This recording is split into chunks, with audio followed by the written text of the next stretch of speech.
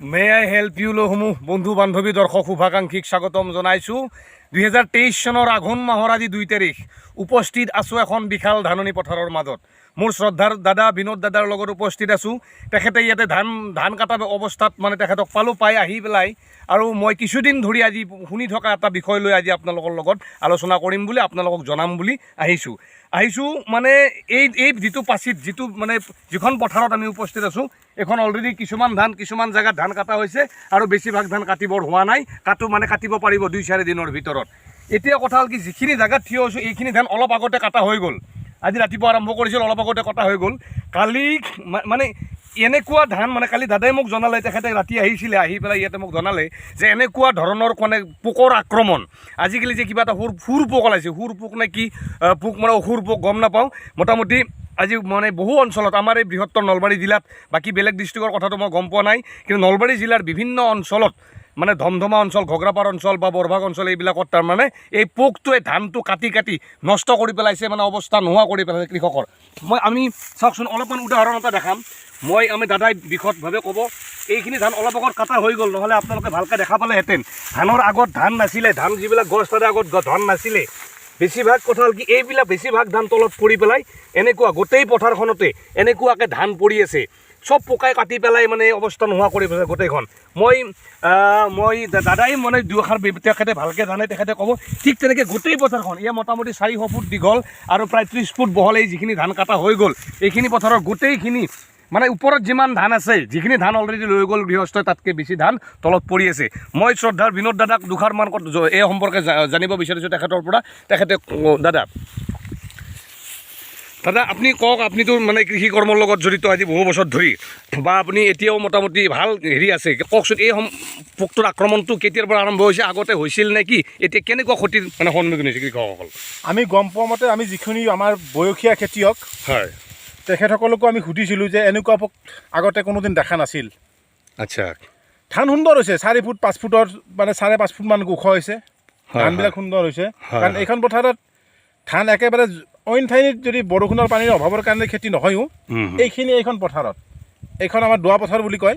এই দোৱা পথাৰখনত বিঘাত কমেও 20-ৰ পৰা 30 মোন ধান পায়।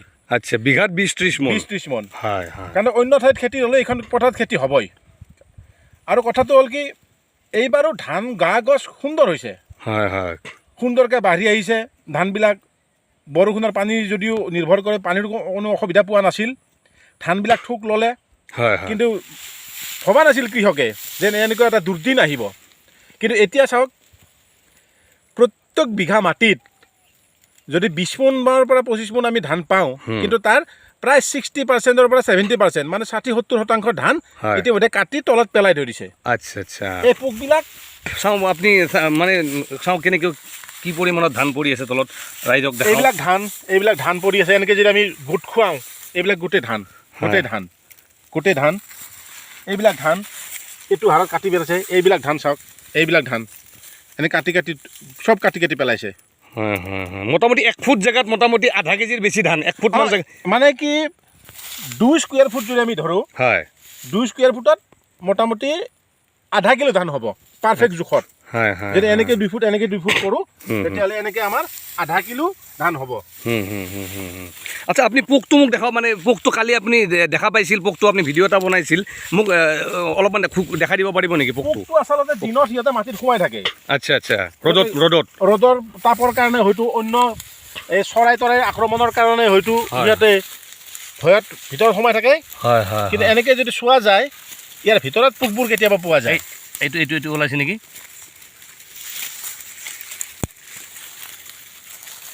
হয়তো মাটিৰ বেছি তললৈকে সোমাই গৈছে ইহঁতে। মানে আমি দেখা পাইছোঁ, কিন্তু আপোনালোকক আমি এতিয়া এই মুহূৰ্তত দেখাব পৰা নাই। মই দেখাবলৈ চেষ্টা কৰিম। মানে প্ৰকাণ্ড পোক, মানে একোটা মানে পানী জোকৰমান দীঘল ডাঙৰ পোক আমি ইয়াতে পাইছোঁ। ধানৰ অৱস্থা দেখিলে সঁচাকৈ বেয়া লাগি যায়। ধান মানে ইমান ধান পৰি আছে তলত, ইমানখিনি ধান। আচ্ছা, এই ধানৰ চুপৰ যিবিলাক চুপ হয়, এইবিলাক ইয়াতে খাইছে, এইবিলাক ইয়াতে হাগিছে। হাগি এনেকৈ তলত পোকবিলাক সোমাই থাকে। এইটো এটা পোক। আচ্ছা, এনেকুৱা পোকবিলাক হয়। এইটো বিভিন্ন বেলেগ বেলেগ সৰু ডাঙৰ চাইজৰ থাকে নহয় সৰু ডাঙৰ চাইজ ইয়াতকৈ ডাঙৰ হৈ যাব, কিছুমান ইয়াতকৈ ডাঙৰ আছে, কিছুমান ইয়াতকৈ সৰু আছে। ইয়াতে চাগে ইয়াতে কণী দিছে, ইয়াতে আকৌ নতুনকৈ পোৱালি হৈছে। মোটামুটি পানী শুকোৱা, যেতিয়া পানী শুকাইছে ইয়াতে, পানী শুকোৱাৰ পিছৰ পৰাই ইয়াত আক্ৰমণ হৈছে। খেতিয়কে ভবা নাছিল যে এনেকুৱা এটা দুৰ্দিন আহিব। তাকে এতিয়াতো এইটোতো এটা ভীষণ কথা হৈছে, খেতিয়কে ইমান কষ্ট কৰে, আজিকালি কিমান খৰচ ধান খেতি কৰোঁতে, তাৰপিছত যদি তেওঁলোকে ধান ঘৰলৈ নিব নাপায় ধৰক কেনেকৈ বগাই আছে। ইহঁতে কালি দাদাই এটা ভিডিঅ' কৰিছিল, মই দেখা পাইছিলোঁ। ভিডিঅ'টোত মই এটাচ কৰি দিব চেষ্টা কৰিম। ধান ৰাতি হ'লে কি কৰে সিহঁতে, এই পকাবিলাক এনেকৈ বগাই কি কৰে, ওপৰলৈ উঠি যায় ন, ধানৰ ওপৰলৈ উঠি আহে। আচ্ছা, ধানৰ ঠোকবোৰ কাটিবলৈ আৰম্ভ কৰে। আচ্ছা। তো এইবিলাক ধান এইখিনি অলৰেডি কাটা হ'ল। ইয়াতে নকলোঁ গৃহস্থই যিমান ধান নিব পাৰিছে তাতকৈ চাগে বহুত তলত পৰি আছে, আমি দেখা পাইছোঁ। আৰু এইখিনি ধান কাটা হোৱা নাই। এইবিলাক ধান তুমি এডাল চোৱা, এই ডালটো চোৱা, এই ডালটো কাটিছে, এইখিনি কাটিছে। য়েছ এয়া কাটি পেলাই দিছে। এনেকৈ এইটো তাৰমানে কি, ধান কাটি যেতিয়া মুঠি বান্ধা হয়, ধানৰ মুঠিটোৰ ওজন তাৰমানে কি 3-4 কিলো ওজন হয় এটা মুঠিৰ ওজন।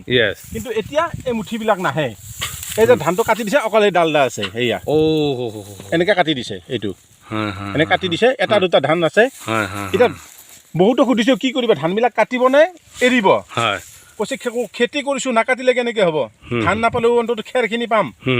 এতিয়া কিছুমানে ভাবিছিল কি কীটনাশক দৰৱ দিওঁ, কিন্তু দৰৱ দিলে কি হ'ব, এই বিষাক্ত দৰৱ দিলে এই ধানখিনি খোৱাৰ উপযোগী হৈ নাথাকিব। লগতে যিখিনি খেৰ ওলাব, খেৰখিনিতো কোনো ধৰণৰ পশু পক্ষীক খুৱাব নোৱাৰিব। যদি সেই বিষ মিহলোৱা খেৰখিনি গৰুক খোৱা যায়, এই পশুধনবিলাক আমাৰ মৰি যাব, গৰুবিলাক মৰি যাব। সেইকাৰণে বিভিন্ন বেমাৰ আজাৰ হ'ব পাৰে। যাৰ কাৰণে কীটনাশক দৰৱো দিব পৰা নাই।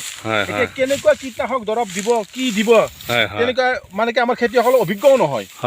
গতিকে বিভাগীয় যিবিলাক আমাৰ থাকেই বিশেষজ্ঞ, কৃষি বিভাগে এতিয়ালৈকে কোনো খা খবৰ লোৱা নাই। কাৰণ এতিয়া কৃষকৰ এটা চৰম পৰ্যায়, এতিয়া বহুত বিপদৰ সময়।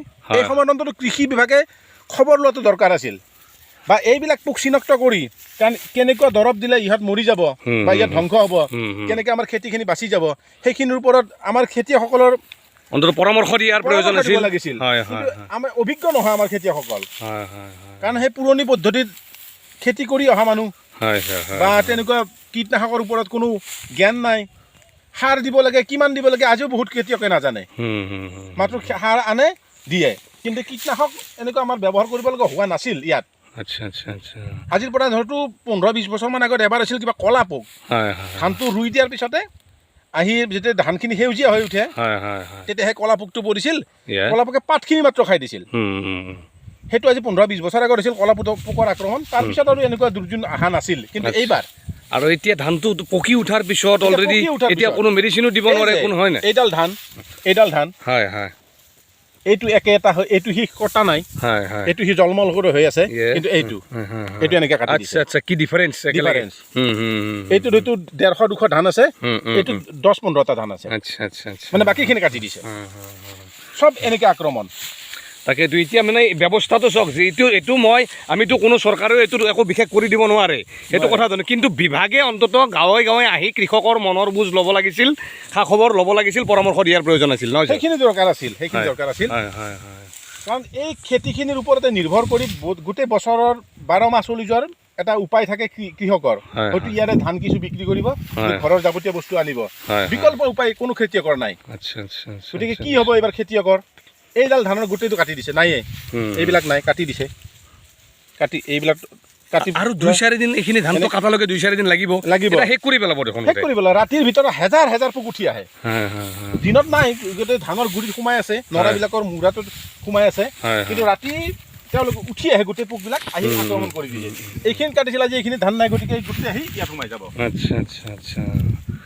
তো ইমানখিনিয়ে কথা দাদাই, তেখেতে জানে এই সম্পৰ্কে বহুদিন ধৰি খেতি কৰা মানুহ। এতিয়া বাৰু তেখেত খেতিৰ লগত জড়িত নাই যদিও তেখেতে অন্তত ইনভলভ হৈ থাকে মাহে মাহে আহি। চ' কথাটো ইমানখিনিয়ে। মই যিখিনি জানো মই দেখালোঁ বা মই দেখাব চেষ্টা কৰিলোঁ, আৰু বিভিন্ন অঞ্চলত নিশ্চয় হৈছে। আপোনালোকেও মাতক। অন্ততঃ চৰকাৰৰ এটা বিয়াগুম বিভাগ আছে, কৃষি বিভাগ, তেওঁলোকে আহি পেলাই মানুহক সান্তনা দিয়ক আৰু মানুহক পৰামৰ্শ দিয়ক, কিবা ব্যৱস্থা কৰিব পাৰি নেকি, নহ'লে মানুহবিলাক কিন্তু মূৰে কপালে হাত দিব লাগিব। আৰু ধানখিনি নকলোঁ, আৰু কেইদিনমান যদি এইবিলাক ধানটো কাটিবৰ সময় আছে, 2-4 দিন সময় লাগিব, তেতিয়ালৈকে ধান শেষ হৈ যাব পথাৰত। গতিকে আপোনালোকক সকলোকে ভিডিঅ'টি চোৱাৰ বাবে ধন্যবাদ জনাই, আৰু ভিডিঅ'টি শ্বেয়াৰ কৰাৰ প্ৰয়োজন আছে যদি শ্বেয়াৰ কৰাৰ অনুৰোধ জনাই ভিডিঅ'টি এৰিছোঁ। ধন্যবাদ। জয় অসম।